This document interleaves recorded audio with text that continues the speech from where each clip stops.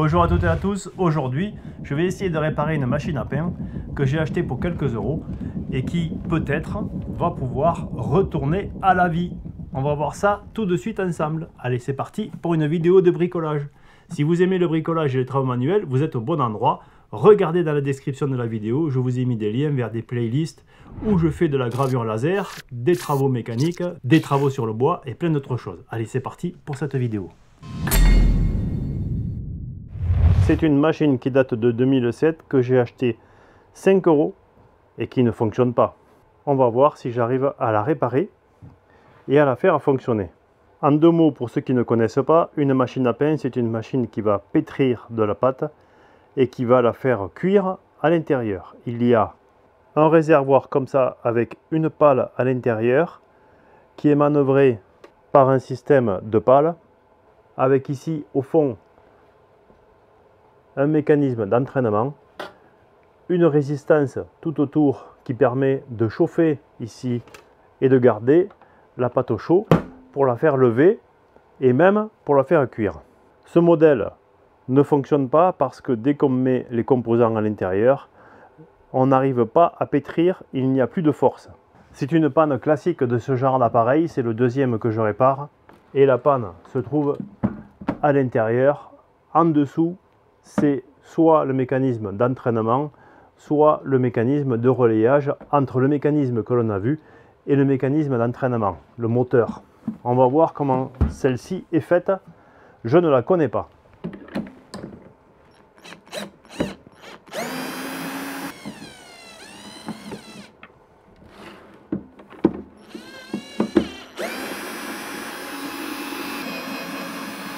Alors, comme c'était le cas il y a une quinzaine d'années, on a sur 6 vis des vis démontables et puis on a 2 vis qui ne sont pas démontables. Mais j'ai usiné ici un outil pour les démonter. Ce sont des vis particulières, c'est vraiment pas sympa. Je préfère de loin les vis cruciformes.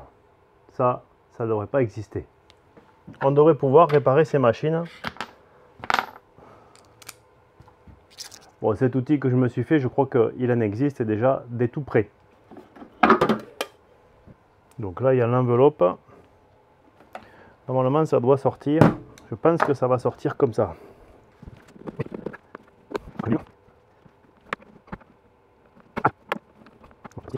Comme souvent, on cherche un bon moment avant d'arriver à enlever, à accéder plutôt là où on veut accéder.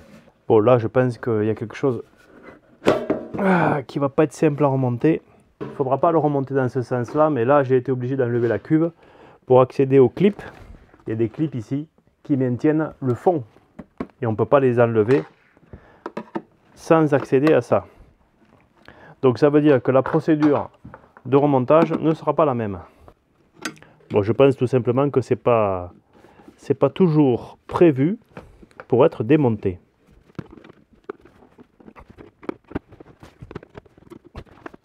Alors, on va faire attention parce qu'ici il y a un câble.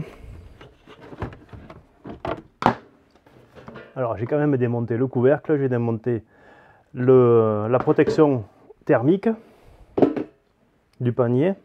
Et là, quand je veux démonter, si je fais pas attention, je vais abîmer la connexion. Donc je vais déconnecter ici la carte, le circuit imprimé, je vais le déconnecter.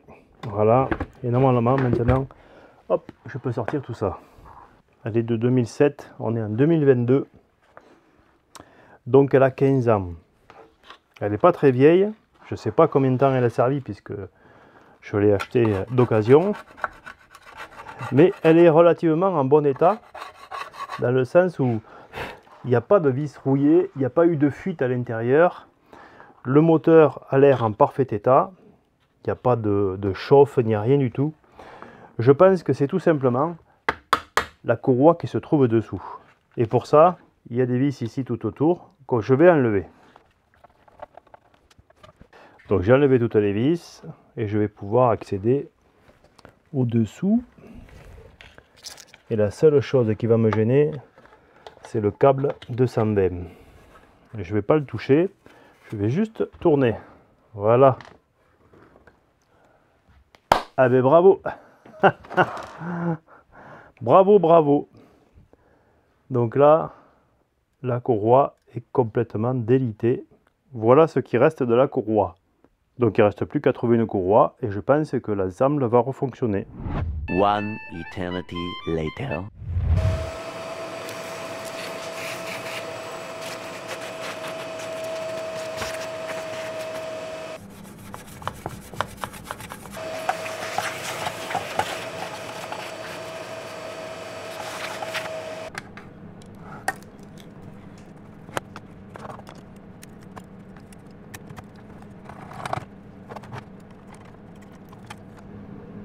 Elle est complètement partie en fumée, cette courroie. Et le pignon est en plastique. Donc il faut faire attention de ne pas l'abîmer. Il a l'air d'être encore en très bon état. Bon, maintenant je vais monter la courroie que j'ai achetée sur eBay. On va voir si le vendeur m'a vendu la bonne. A priori, oui. Pour la monter, eh bien, je vais être obligé de desserrer ici les fixations du moteur.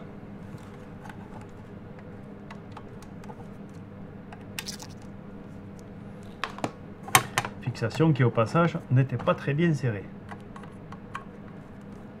Je les serrerai un peu plus que ça parce que elle n'était vraiment pas bien serrée. Bon, là je vais pas y arriver, il faut carrément que je le défasse. Alors je vais pas tout défaire. J'en enlève deux pour pouvoir faire tourner comme ça le moteur. Je passe ma courroie, elle est passée et maintenant je vais remettre les fixations. Pour ce qui est de la tension, il ne faut pas mettre une tension trop importante, mais il faut quand même qu'il y ait un petit peu de tension parce qu'il y a quand même du couple. C'est un gros moteur.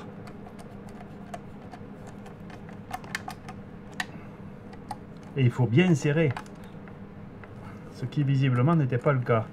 Peut-être qu'elle s'est détendue, là elle est bien tendue et ça fonctionne. Alors j'en ai profité pour mettre un petit coup de nettoyage et maintenant eh bien, il n'y a plus qu'à remonter. Pour ce qui est du moteur, je vérifie quand même qu'il y ait une libre rotation du moteur, qu'il n'y ait pas de point dur. Ça semble correct. Donc j'ai pas grand chose de plus à faire. J'ai mis plusieurs semaines à me décider à acheter la courroie. J'avais d'autres activités, d'autres vidéos à faire, d'autres sujets à découvrir. Donc j'avais tout mis là-dedans. J'espère que je vais arriver à le remonter parce que, eh bien, il y a quand même pas mal de vis et pas mal de petits accessoires. Je me souviens pas très bien. Donc je suis sûr que j'ai rien perdu. Par contre, je ne suis pas sûr du sens de montage. Il va falloir que je réfléchisse un petit peu.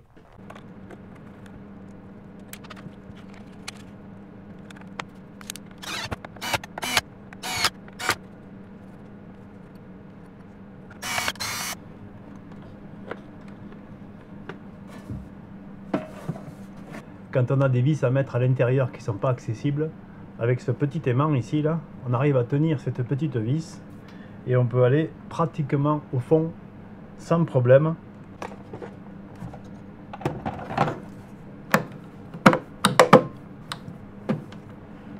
C'est mieux. Allez, on y remet le bol à l'intérieur.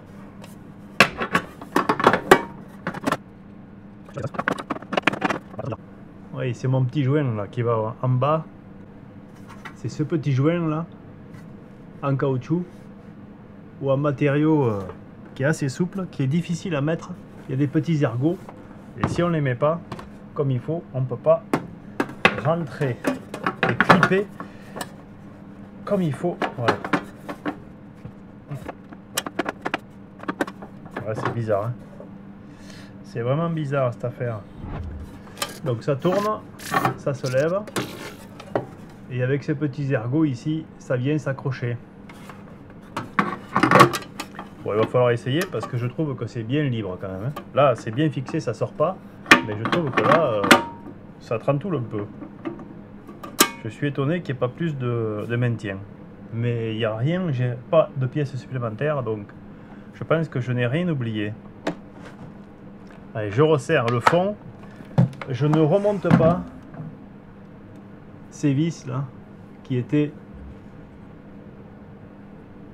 ces vis que j'ai été obligé d'usiner parce qu'elles étaient avec une empreinte faite pour ne pas être démontées. Ça, c'est des choses que je n'aimerais pas voir maintenant sur les machines parce que normalement une machine ça doit être réparable. Ce genre de petite machine a des vis qui sont entièrement démontables. Ce sont des cruciformes classiques. Et ça c'est très bien, on peut démonter, on peut réparer. Là, eh bien, il faut quand même se battre contre le constructeur qui n'a pas voulu qu'on le démonte. Ça c'est pas terrible.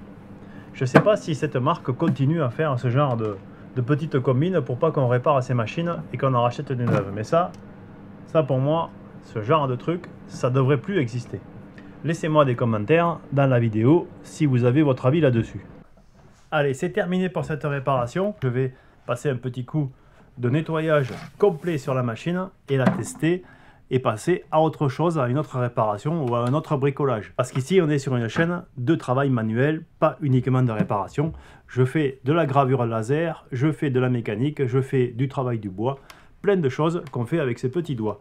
Je remercie particulièrement tous ceux qui soutiennent cette chaîne. Je vous remercie d'avoir regardé cette vidéo jusqu'à la fin. Si vous l'avez appréciée, pensez à mettre un pouce levé, pensez à la partager autour de vous et à vous abonner pour revenir me voir dans d'autres épisodes de bricolage ou de travaux manuels. Je vous dis donc à très bientôt dans un nouvel épisode et d'ici là, soyez curieux, soyez prudents et bricolez bien.